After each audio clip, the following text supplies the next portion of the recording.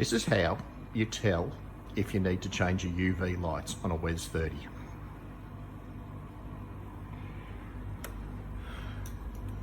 Oh, and there's Kitty showing us.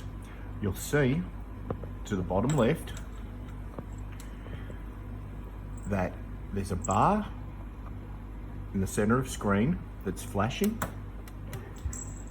and the UV light itself, UV2, is flashing. That means UV2 needs to be changed. UV light 3 is active at the moment as the water goes past it, but it's not flashing, so it doesn't need to be replaced. UV1 is currently not active and not flashing, so also doesn't need to be replaced.